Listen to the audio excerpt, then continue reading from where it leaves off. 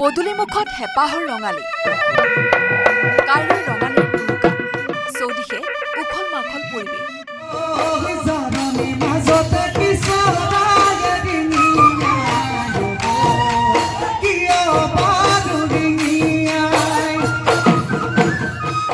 বিহু বুলি জ্যেষ্ঠজনক বিহুৱানেৰে সেৱা জনোৱাটো অসমীয়াৰ পৰম্পৰা সেয়ে ৰহাৰ থলুৱা শিপিনীৰ গাত এতিয়া তত নাই কেঁচা সূতাৰ গামোচা বোৱাত ব্যস্ত এইসকল শিপিনী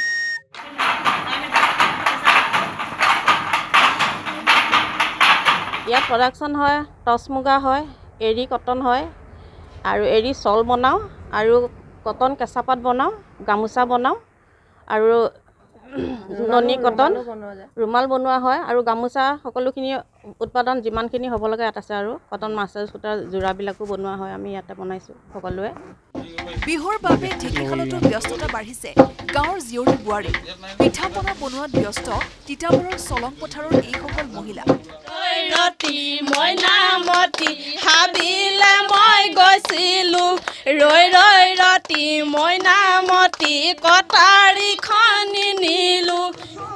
ৰঙালীৰ বতৰত বিহু ঢোলৰ মাত শুনিলেই ৰবকে নোৱাৰে নাচনী বিহু নাচৰ কৰ্মশালাৰ সামৰণি অনুষ্ঠানত প্ৰায় 2 শতাধিক নাচনীয়ে একেলগে নাচিলে ঢেকীয়াজুলিত আনহাতে বিহুৰ প্ৰাক্ষণত সম্প্ৰীতিৰ নিদৰ্শন বৰচলাৰ কাঠনিবাৰীত সংখ্যালঘু অধ্যুষিত কাঠনিবাৰীত অনুষ্ঠিত হ'ল বিহুৰ কৰ্মশালা বৰচলাৰ বিধানসভা সমষ্টিৰ মাননীয় বিধায়ক গণেশ কুমাৰ লিম্বু ডাঙৰীয়াৰ প্ৰচেষ্টাত অসম সাংস্কৃতিক সঞ্চালকালয় জ্যোতি ভাৰতীৰ উদ্যোগত আমাৰ এই ধাৰ্মিক সংখ্যালঘু এৰিয়াত আমাৰ এই কাঠনিবাৰী অঞ্চলত যোৱা 4 এপ্ৰিলৰ পৰা এই কৰ্মশালা আৰম্ভ হৈছে ইয়াত 123 গৰাকী প্ৰশিক্ষাৰ্থীয়ে ইতিমধ্যে ইয়াত অংশগ্ৰহণ কৰিছে আৰু এই প্ৰশিক্ষাৰ্থীসকলক আমাৰ সন্মানীয় বিধায়ক শ্ৰীযুত গণেশ কুমাৰ লিম্বু ডাঙৰীয়াই তেওঁ সকলোকে এযোৰ চাদৰ মেখেলা ইতিমধ্যে উপহাৰ দিছে তামোলপুৰতো বিহু নৃত্য বিহুনাম হুঁচৰিৰ অন্তিম আখৰাত ব্যস্ত যুৱক যুৱতী জামগুৰিহাটৰ লুইতপৰীয়া বিহু হুঁচৰি দলেও চলাইছে পূৰ্ণ প্ৰস্তুতি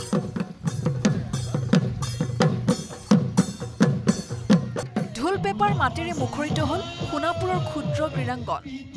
সোণাপুৰত অনুষ্ঠিত হ'ল আছুৰ বিহু আদৰণি উৎসৱ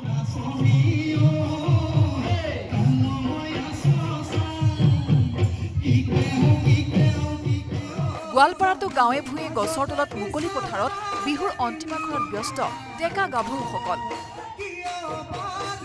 আনহাতে মহানগৰী ফাঁচী বজাৰত বিহুৰ বাবে ব্যাপক ভিৰ নিজৰ লগতে আত্মীয় স্বজনৰ বাবে কাপোৰ কিনিবলৈ ফাঁচী বজাৰত ভিৰ কৰিছে মহানগৰীৰ লগতে পাৰ্শ্বৱৰ্তী অঞ্চলৰ লোকে বিহুৰ বজাৰতো এতিয়া উপলব্ধ হৈছে পৰম্পৰাগত সাজপাৰৰ লগতে পিঠা পনাকে ধৰি বিভিন্ন খাদ্য সামগ্ৰী Bureau Report, News 18, Assam Northeast. আপুনি বিচৰা বাতৰি পাব কেৱল News 18 এপত News 18 এপ ডাউনলোড কৰিবলৈ স্ক্যান কৰক এই QR কোড Google Play Storeতো পাব এই News 18 এপ